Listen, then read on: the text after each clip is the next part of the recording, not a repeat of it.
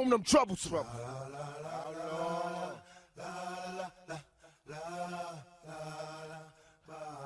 Outlaw. Thank you for tuning in to the Law Nation Film Session. Let's take a deeper look at the Dallas Cowboys versus the Philadelphia Eagles. But let's look at it from a different perspective.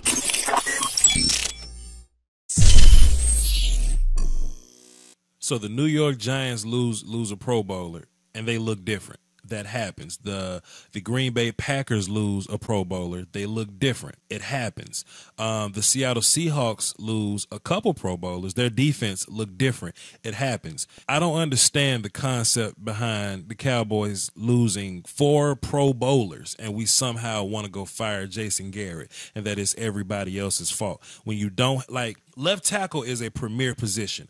Running back, linebacker, like the head of your defense or whatever. And, you know, kicker's important when, you know, when Nugent start missing stuff, right? So when you're missing not only Pro Bowlers, but at premium positions, but at these people that could be top 2 at their positions in the league, when you miss 4 of these people, of course your team is going to look different. But for some reason you want to go fire Jason Garrett. Okay, Aaron Rodgers got hurt and the Green Bay Packers look bad. You going to go fire their coach too? Stop doing this. Stop saying stupid stuff. Stop eating the cheese. Stop drinking the Kool-Aid that TV paints for you. Oh, they should have made adjustments. They should have left people in. I heard somebody say, well, if you got to leave 2 tight ends, do what you got to do. Let me show you what happens when you leave 2 tight ends. Let me show you something. Let me show you this. Look at this play. Let me show you what you left with. When you motion Terrence Williams inside, you leave 2 tight ends to block for you. Your running back's gonna chip but flare out later. This is what you get. That's 1 receiver, that's 2 receivers, and you got to check down Rod Smith right here. 1, 2, 3, 4, 5, 6 defenders. 6 defensive backs versus 2 receivers and a running back that flared out late. That's a recipe for disaster. And you wonder why your quarterback out here getting sacked because he doesn't have anybody to throw to. And this wasn't even blocked terribly. Dak has time right here. Dak has time to throw the football, but nobody's open because it's 2 damn receivers against 6 DBs. But you hear a little something that makes sense to you that triggers your emotion, all of a sudden you know football. Get out of my face. You want to talk about adjustments. You want to talk about firing your coaches. Well, this is what happens. When offensive coaches make adjustments, you know what defensive coaches do? They make adjustments too. There's nothing Jason Garrett can do about being close to his end zone and it be 3rd and long. That happened a lot last Sunday. It was a lot of 3rd and long. This is a 3rd and 10 situation on the 39 or so, okay? This is what a defensive adjustment looks like. Let me show y'all something. Third and long. 3rd and 10, I believe. Let me look at my notes. 3rd and 10 to be exact. Okay, cool. Let's stop right here. Who's open? He's open. He's open. He's open. Where the sticks at? Way back here. How many defenders are between the sticks and open people? 1, 2, 3, 4 defenders between the sticks and open people. These guys, we're going to let you throw to them because I trust my DBs to get over to help out. You know what I'm saying? Throw the ball to Jason Witten if you want to. Throw the ball, who is that, Noah Brown or somebody? Throw it to them if you want to. They're not going to make the sticks, but all of a sudden that's Dak Prescott's fault, and you want Tony Romo back. Some of the hits that Dak took this game, Tony wouldn't be able to get up and walk from. But you hear a little something on the 4-letter sports network, and it makes sense to you, and it invokes some type of emotion. Now you think you know football. Get out of my face, bruh. I keep telling people, man, as a former coach, the coaches are responsible for everything up until pregame, up until the snap. That's coach's fault. The players got to go play, fam. The players got to go play. And if your players play better, your team will be better. Stop blaming this on Jason Garrett. Look at this play right here. Y'all remember this. Dak Prescott interception. Get the ball to Terrence Williams. He's down bottom. Bounced off his chest. Interception. But we're going to blame that on Jason Garrett, though. We're going to blame that on Scott Linehan, though. Well, he shouldn't have been calling the plays of Terrence Williams anyway. We've seen Terrence Williams make great catches. But we get these every now and then. Stop being so stupid, man. If you want to make an assessment on the film, watch the film yourself, man. Stop letting the peanut gallery feed you the cheese, and you eat the cheese. Now you're mad. Now you want to trade Jason. Go, we might as well tank for a draft pick. Damn it, we ain't got but 5 losses. We got 5 losses, and we're about to play 3 winnable games with your left tackle coming back, with your linebacker coming back in about a week or 2. You know what I mean? So if we win those 3 games, what, the Chargers, Redskins, Giants, those are teams that you can beat. It's like what, 8-5? Pardon my math. That's like 8-5. You may lose another game. That's 6. Zeke comes back. You win those 2. That's 10-6. You look good in the playoffs, man. What you quitting for? You want to know why you're quitting? Because you heard somebody on the 4-letter sports network say, "Oh, the Cowboys might as well look forward to the offseason. Their season is done. It's over with." And you listen to these people, and it evokes some type of emotion. Now you think you know what's going on, man. Oh, this 3rd and 17 right here. Remember this one? Remember this one? But y'all wanna complain and talk about Dak Prescott throwing interceptions out here. Well, you got to try to make a play somehow.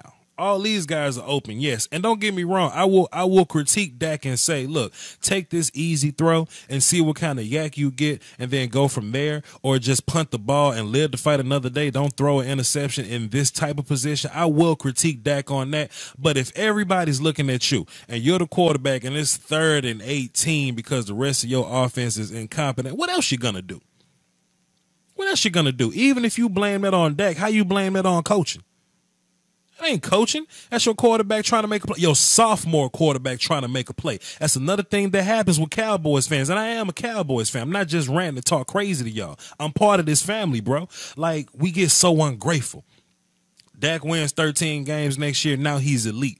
Nah, he's a sophomore quarterback that's still figuring this thing out. He still sometimes make these small reads instead of making these big boy Tom Brady type reads. Sometimes we got to limit stuff down for him because he's a sophomore. Sometimes in sophomore quarterback mind, he's thinking, man, look, if I'm about to get sacked anyway and it's 3rd and 18, I got to make a play. I got to make something shake. Let me just throw it up to Dez Bryant and see what happens, because people been tapping you on your shoulder all off season saying, hey, throw it up to Dez Bryant and see what happens. You want to know what happens? Your defense coordinator adjusts and they say, hey, they may throw it up to Dez Bryant, so keep your eyes open for them throwing it up to Dez Bryant and you intercept it.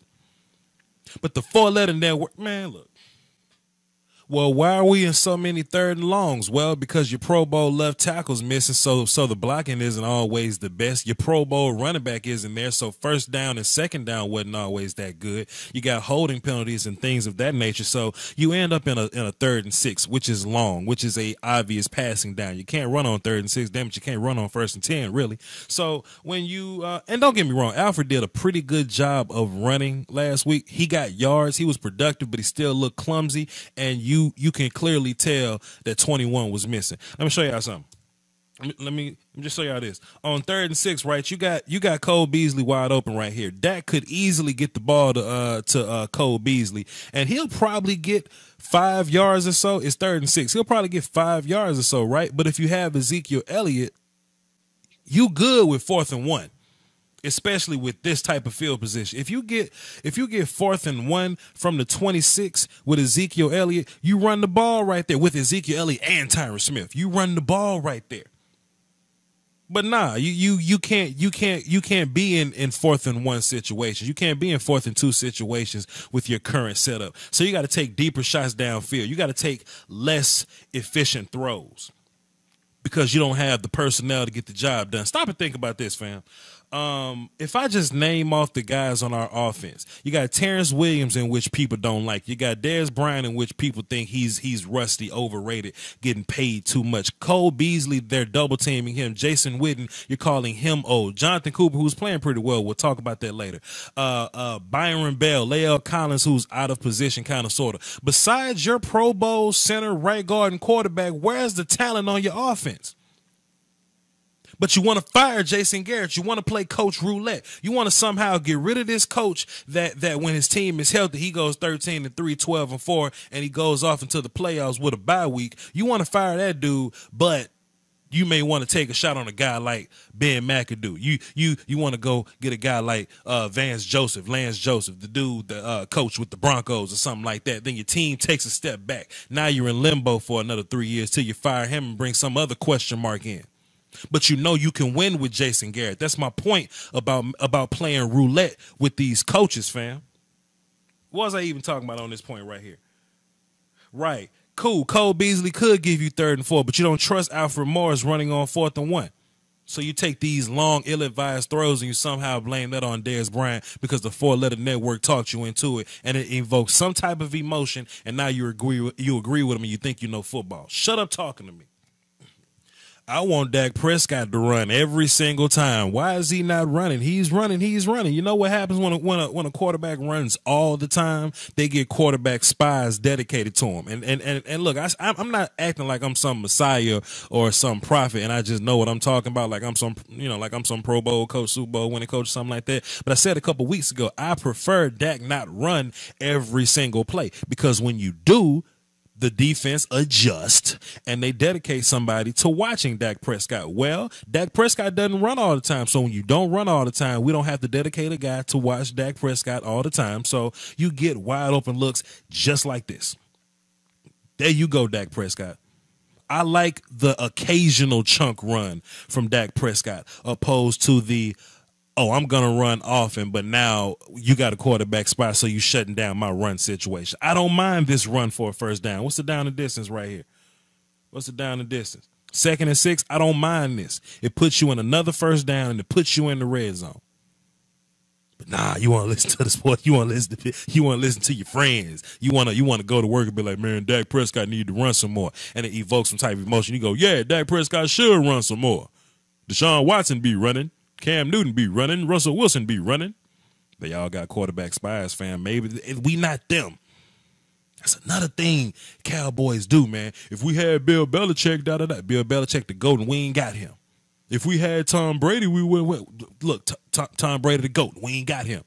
We got Jason Garrett and Dak Prescott. We got to do what works. We got to do what works. If you say we have a depth problem, say we have a depth problem and blame it on that dude. Blame it on Byron Bell and say we have a depth problem. But if you're missing 4 Pro Bowlers, don't come out here saying this team is bad and that we need to fire Jason Garrett and Jerry Jones need to go. Man, Stephen Jones and Will McClay got the keys to the car, man. Y'all act like y'all don't know that. And somebody in the comments going to be like, oh, he mad, he triggered. I'm not mad at the game. I'm not mad at the result. Because I know what we walked into this game with. I just can't have y'all eating the cheese and drinking the Kool-Aid, fam. Think for yourself. People want to know what's been going on with Cole Beasley. Let me show you what's going on with Cole Beasley. When you catch, I don't have the numbers in front of me, whatever, somebody put in the comments. When you catch 70, 80, 90 catches the year before, it was probably 70, whatever. When you catch a bunch of passes the year before, defenses adjust. So this is what happened. This Cole Beasley down bottom. Let me show you what's going to happen to Cole Beasley down bottom. We going to account for Cole Beasley. That's what's going to happen. This is what the Eagles did, right? You got Cole Beasley here. Follow my mouse. Cole Beasley here. You got Jason Witten right there. Both those guys are man beaters. Now, luckily, the Cowboys were in a good enough position where we can read. Let me see. Run it. We're reading this guy. Okay, if this guy drifts more towards Cole Beasley, we give the ball to Witten. If he drifts more towards Witten, we get the ball to Cole. That's an easy read. Now, let me tell you the big problem with all this, right? Take a look at what Witten was doing before he came off the line of scrimmage. Helping Byron Bell. You know Witten isn't he's not athletic as he once was. He's not as fast as he once was. So people's like, hey man, let's leave Witten in there so he can try to block and save Byron Bell, boom, boom, boom. Witten ain't fast. He can't get to the landmark as fast as he normally would. So, you know, Witten, he even false starts sometimes because he has to anticipate to get to his landmark to make up for the speed. Well, just imagine if Witten didn't have to chip this dude, what the read would look like. This dude he's going to drift to Cole Beasley. And if Witten had a couple extra steps, he'd be wide open. And next thing you know, Dak gets the ball to him in first down. But we didn't get that first down, and we had to settle for a field goal. You see what I'm saying? Do your own homework, man. It ain't hard. It's on the film. If you don't know, you can ask me. My Twitter's open all day. You can ask Law Nation. You can ask Foots. You can ask Cowboys blog, Joe Rod. You can ask, man. We'll tell you. We're not going to lie to you. We'll cut the film on and we'll tell you. Don't listen to the people that ain't watched the game, right? And it's people at the 4-Letter Sports Network that know football. Don't get me wrong. They've played. They know football. But they got to cover 16 games, and they may not have been watching this game close enough than me or Law Nation. Hell, even Brian Broaddus, Nick Eatman, and David Hellman and them. You see what I'm saying? Back to this play, because I wasn't done. I was was kind of pissed off. I wasn't done talking about this play, right? So look, when you run the play and your two man beaters are kind of covered up, this Noah Brown down here, he's kind of covered up too. You just kind of got to force the ball to Dez Bryant at this point, right? But I also wanted to show you what Dak's pocket looked like, right? People want to talk about how inaccurate Dak Prescott can be sometimes. Well, just think about what he's going through right now, man. Leal Leal is dealing with his hands. I'll touch on that a little bit more later. Jonathan Cooper hadn't played bad, but Fletcher Cox in your face pushing him backwards, and Byron Bell trying to touch backs with you like it's the cover lethal weapon, man. Of course, you're gonna have some errant throws, but you can't be mad at Dak Prescott for making throws like this under duress. I just want y'all to keep in mind how stressful this pocket could be over the course of the game. And this play was in the first quarter, so imagine if you got a whole bunch of these looks throughout the whole game, how inaccurate you would become. I can make a bunch of accurate throws not moving and nobody around me playing 7-on-7, but this type of stuff right here, it could put a damper on your accuracy, man. That doesn't make Dak an inaccurate quarterback. Don't eat the cheese though, fam. I give the Eagles coaching staff credit,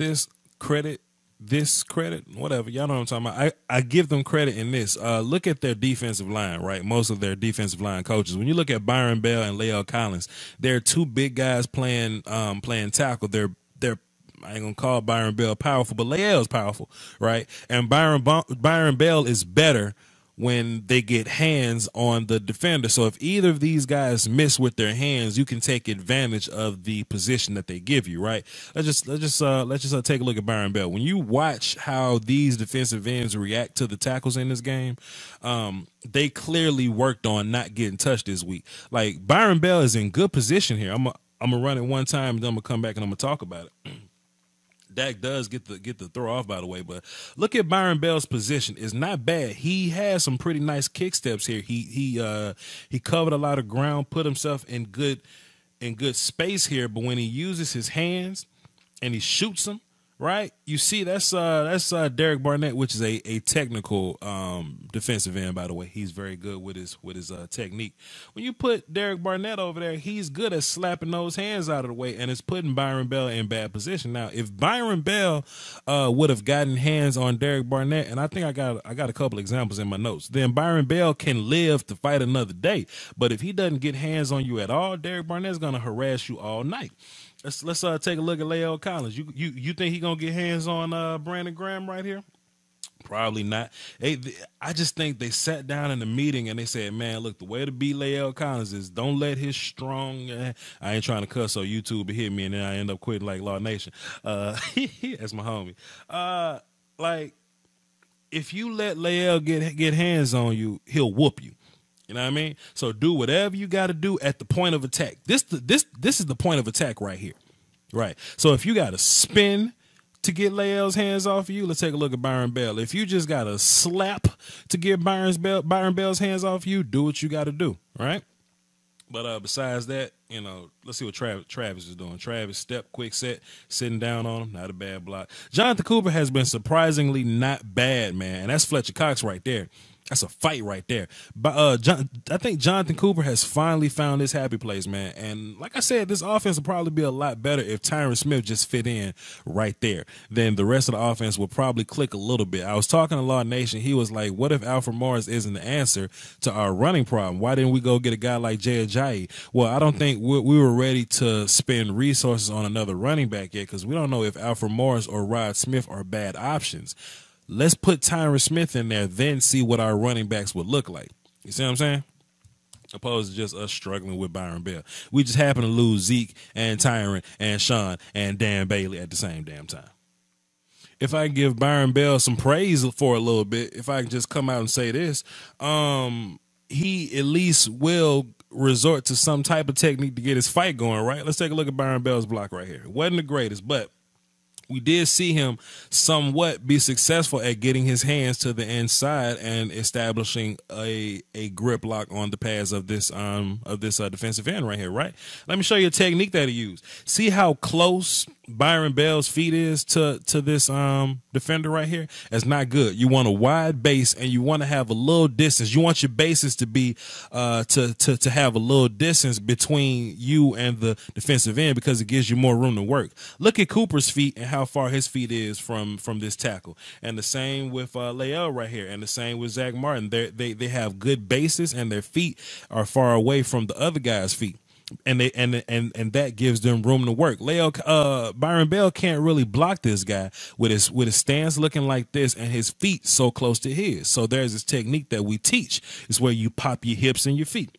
And that's what Byron's gonna do right here. He popped his feet. See that pop right there? And I guess another way to say pop is he latched on to the top of him and he dropped his base backwards, right? He just kind of jumped backwards a little bit to reestablish a little bit of space, right? So he's gonna get to this point and base is close, pop those hips, right? Now he has a lot more room to work with. Now he can maneuver, and he still ends up kind of just holding and tackling Derek Barnett or whatever. But we see that in trouble, Byron Bell can recover a little bit. And we see Byron Bell lose and run somebody to the outside. We'll see him lose, pop his feet, and drag somebody to the ground. Byron Bell will at least fight. Chaz Green will snowball all the way.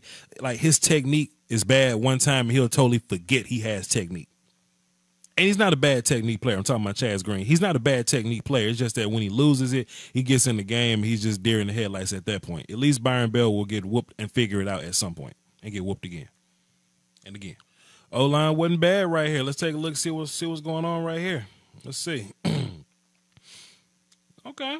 And we got the ball off the desk. Let's take a look at Byron Bell right here.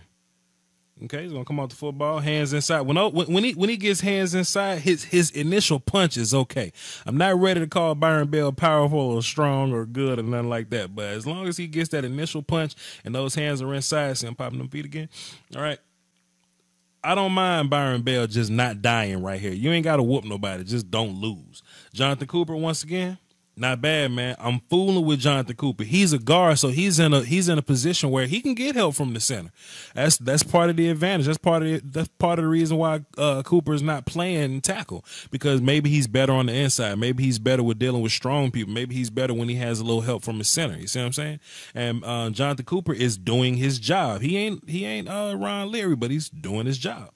Travis coming over to help is good. What about Zach Martin? Okay, him and Zach Martin kind of starting. Zach Martin and Leal starting off with the combo right here.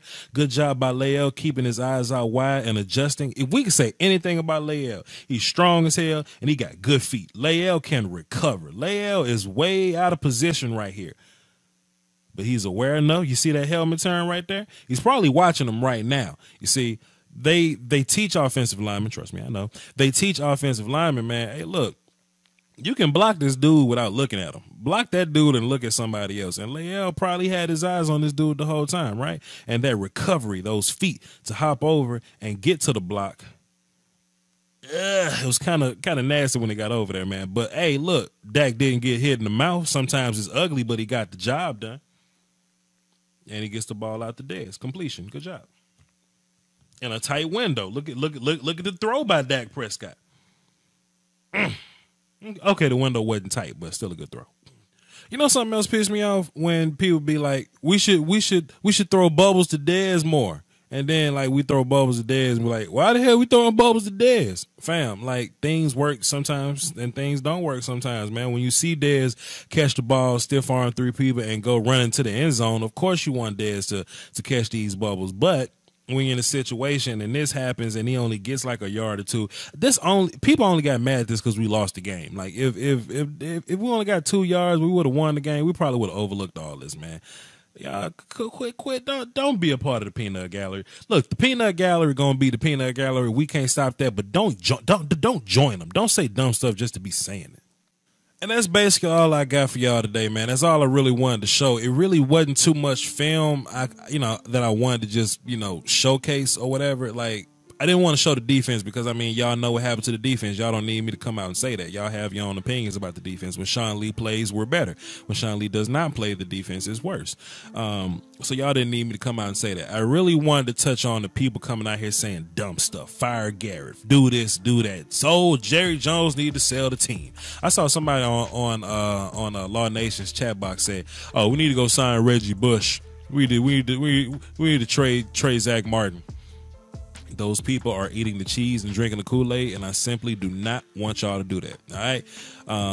Hey man, like this video. If you disagree with my points and your emotion doesn't add up to what I was saying, and you just don't like me and you just want to disagree just to disagree, then disagree. It's fine. Hit the dislike button if you want to. That's what it's there for. I ain't mad at you. If you mad at me, unsubscribe. If you like this video and you're not subscribed, then subscribe. Easy peasy. You know, no hard feelings here. I ain't mad at you. Got nothing but love for you. Do your thing, boy. And what else? Follow me on Twitter, Voch Lombardi, VOCHLOMBARDI. My homeboy Deuce has inspired me to put more short clips on Twitter, so I'll be doing that soon at some point. And don't forget about the Patreon, man. I showed the film I wanted to show because film is fun for me, and that's what I wanted to do. But if you ever want me to, if you ever want me to do some film that I didn't show, and you mad that I didn't show it, then drop a good little bit of money in my Patreon, and we'll cross that road whenever we get there. All right. We'll watch film for food. With that being said, I'm Voch Lombardi, man. Y'all hold it down for the Doski Woski and the Peasky Weesky. Do your own homework and show your work. You know what I mean? I'm gone. Salute.